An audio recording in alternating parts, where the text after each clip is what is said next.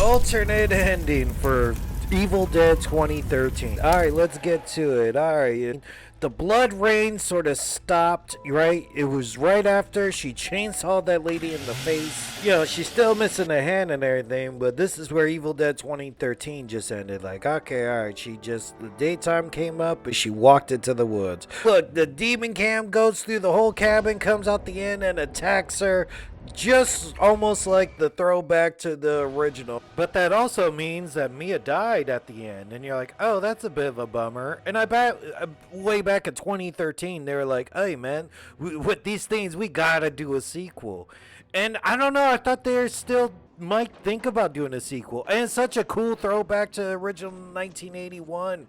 And you know what they did? Ash got sucked up by that forest demon, but it worked out for him. Well, I mean, he became a deadite and sort of like woke up from it and still trapped on like an island with that cabin, but he still made a sequel.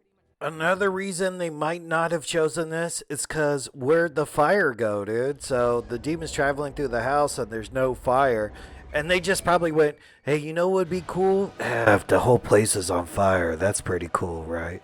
Or burn it down to the ground, because I think the real place that they filmed it at burned down to the ground anyway. So it's like, no, we are never coming back to this cabin ever again. And in Evil Dead Rise, they went back to a cabin in the woods because the ending was the beginning. So this is the new cabin in the woods. I guess they're like, well, let's do cabin in the woods again, just more pointier triangle shape version. And put on your tinfoil hats, because I got a crazy theory right here. This is what they should do. I know this forest looks all weird and the trees don't look the same and everything. It looks like a bit of a slope. But wouldn't that be cool if it's the same exact place, right? That cabin in the woods burned down and they built this one in its place. Because that's where the Necromonicon was last seen, like buried in the dirt over that place. And then the other book is actually at the high rise, because what Army of Darkness said, there's 3 books, that's one other book, and now the 2 books are trying to meet each other. Yeah, as far as we know, that this Deadeye girl who was in the building actually brought the book to the other book, right? And it's unconfirmed that she even died. She might still be floating over that lake somewhere.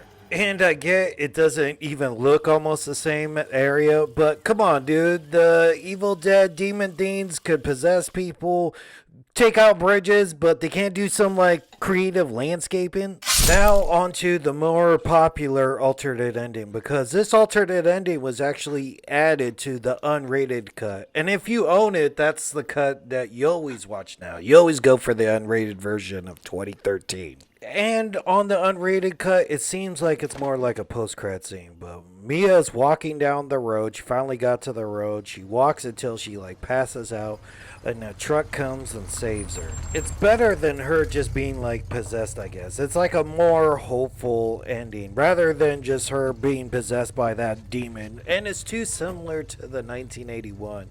And you go, man, yeah, she's still missing her hand and she's pretty much on death's door. Are you okay, But kiddo? a nice country stranger helps her out, puts her in the truck.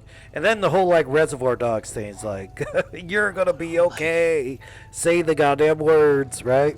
I just said you're gonna be okay. Taking you to the hospital. I don't know, it's very Back cool. in no So time. I think she's just like passed out a bit, and then her eyes pop open. But that doesn't seem like anything else to me. It's not like she popped open with the wide eyes, like, oh, now she's a deadite, right? It just seems like she just woke up. So who wins? I would personally like this 2013 version to be the real version. Just because, oh wow, that's so cool. She got like possessed in the end, almost like the original. But we never got a real true sequel to that one, so it's better to know that, you know, somebody took her to the hospital and she survived. And the place still burned down, so we can have that whole theory about the Necromonicon and the other book meeting up. So now I love that so much, that's all I can think about.